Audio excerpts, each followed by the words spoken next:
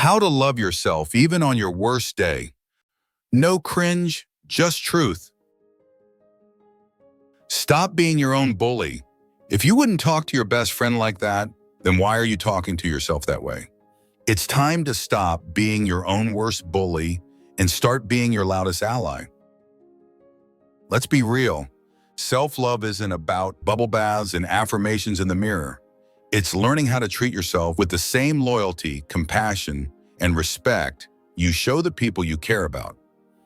Do you find yourself spiraling into harsh self-criticism when things go wrong? Do you hold yourself to impossible standards while making excuses for everyone else? Do you think self-compassion is weak or self-indulgent when actually it's the foundation of resilience? Here's what no one tells you. The voice in your head is either your greatest ally or your worst enemy, and you get to choose which one it becomes. Self-love isn't soft, it's strategic. It's not about ignoring your flaws, it's about talking to yourself in a way that creates growth instead of shame.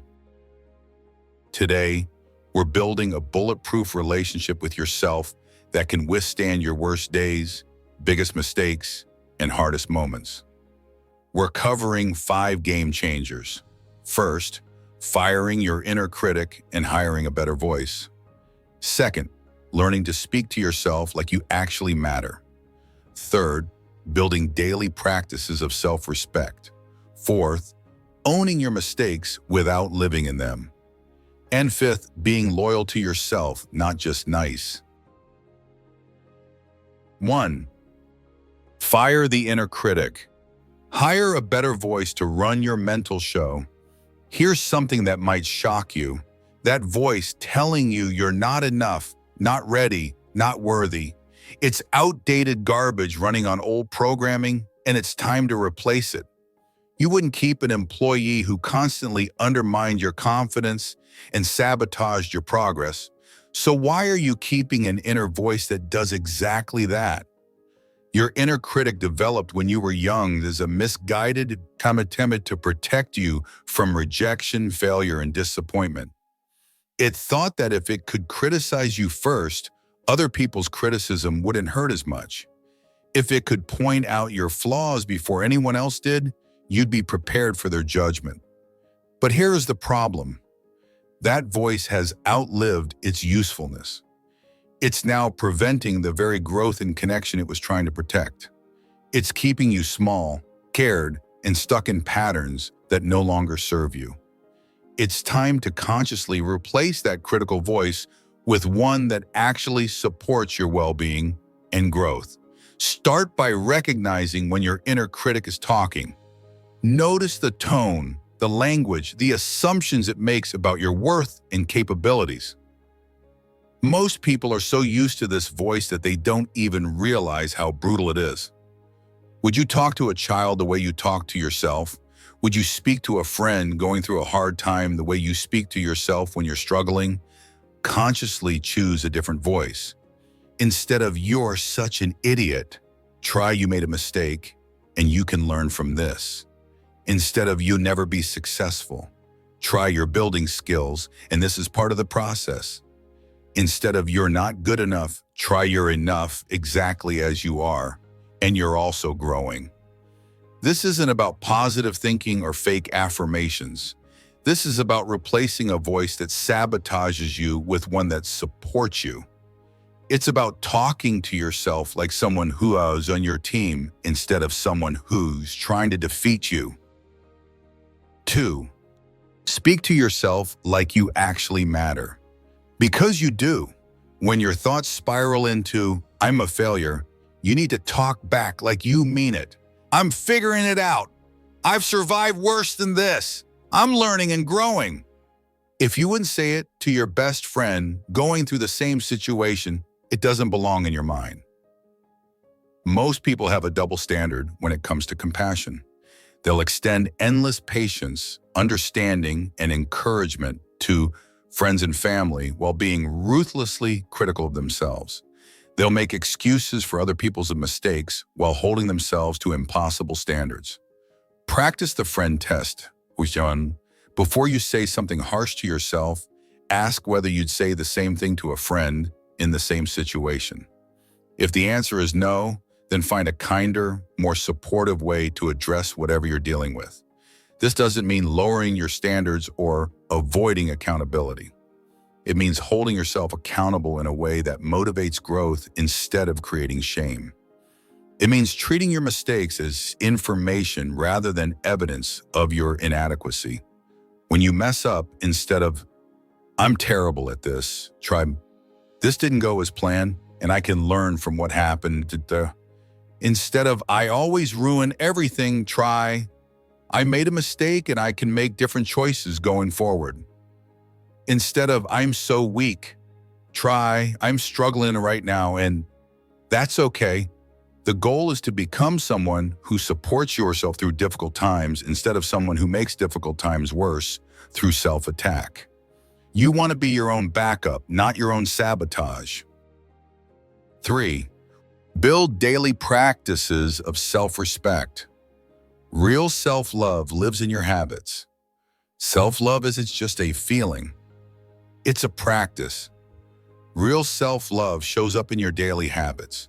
Brushing your teeth, showing up to commitments you've made to yourself, saying no to things that drain you, setting boundaries that protect your energy and well-being. Self-respect isn't occasional. It's a daily ritual that reinforces your worth through actions, not just thoughts. Every time you follow through on a commitment to yourself, you're proving that you matter. Every time you protect your energy from people or activities that drain you, you're demonstrating self-value. Start with basic self-care that has nothing to do with luxury and everything to do with maintenance. Keep your living space reasonably clean. Eat food that nourishes your body, get adequate sleep, move your body regularly. These aren't rewards for good behavior. They're expressions of self-respect. Honor commitments you make to yourself with the same seriousness you'd honor commitments to other people. If you schedule time to work out, show up. If you decide to read for 30 minutes each morning, protect that time. If you commit to a bedtime that allows for adequate sleep, stick to it. Practice saying no to requests that don't align with your values, goals, or energy levels. Every time you say yes when you mean no, you're teaching yourself that other people's comfort matters more than your own well-being. Every time you set a clear boundary, you're demonstrating self-respect. Build small rituals that remind you of your worth. A morning routine that sets a positive tone for your day. An evening routine that helps you unwind and reflect. Weekly check-ins with yourself about how you're feeling and what you need. 4. Own the ugly without living there. Mistakes don't define you. Screwed up? Good. Welcome to being human. Shame grows in silence and feeds on secrecy, but it shrinks in the light of honest acknowledgement. Own your mistakes, learn from them, then move forward. Don't marinate in your failures and call it reflection. There's a crucial difference between taking responsibility for your mistakes and drowning in shame about them. Responsibility says, I did this, it caused harm, and I can make different choices going forward. Shame says, I am bad, broken, and irredeemable because of what I did. Responsibility is productive. It leads to learning, growth, and behavior change. Shame is destructive. It leads to hiding and avoidance and repeated mistakes because you're too busy punishing yourself to actually learn from what happened. When you make a mistake, practice this sequence. Acknowledge what happened without minimizing or dramatizing it. Identify what you can learn from the situation. Make amends if your mistake affected other people. Choose different actions going forward. Then move on. Don't set up camp in your mistakes. Don't replay them endlessly. Don't use them as evidence that you're fundamentally flawed. Mistakes are information about what doesn't work, not verdicts about your worth as a person. The strongest people aren't the ones who never mess up. They're the ones who mess up, own it quickly, learn from it efficiently, and keep moving forward without letting shame paralyze them. 5. Be loyal to yourself, not just nice. Real love has teeth. You defend your friends when people criticize them unfairly. You stand up for them when they're being treated poorly. You believe in them when they don't believe in themselves.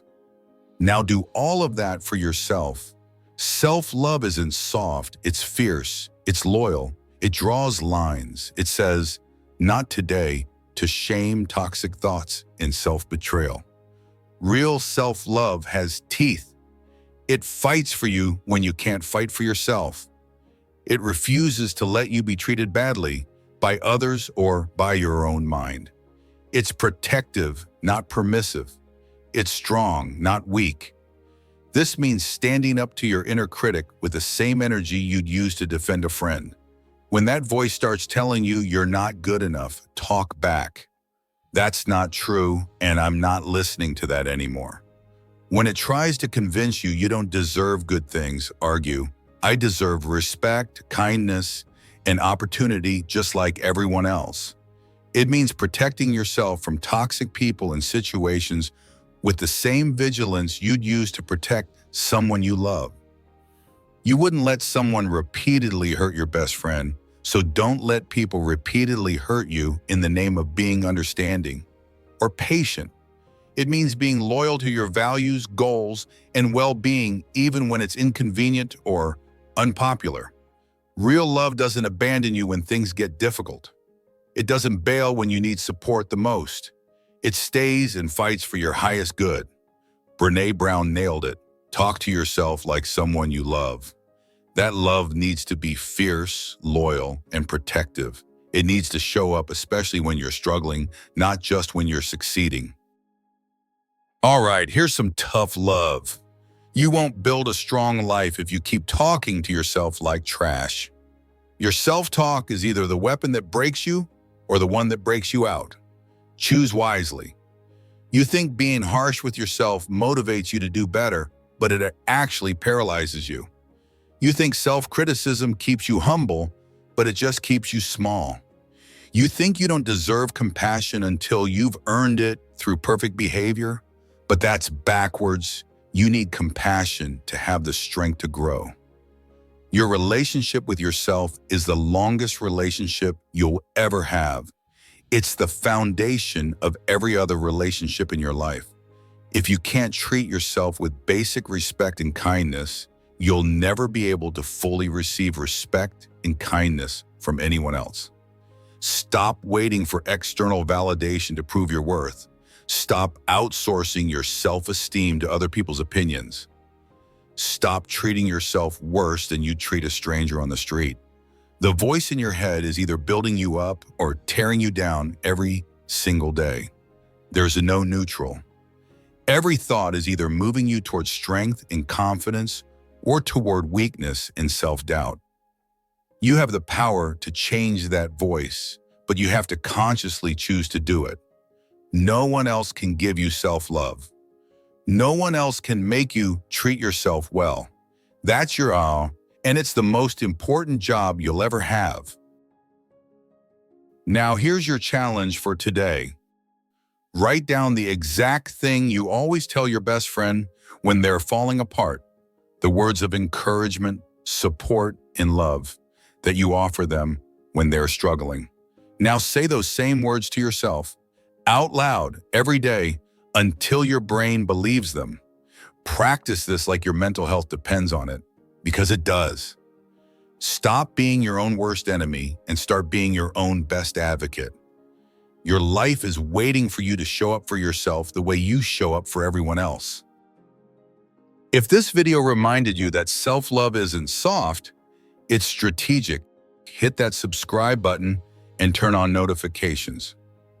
We're building a community of people who treat themselves with the same loyalty and respect they show their loved ones.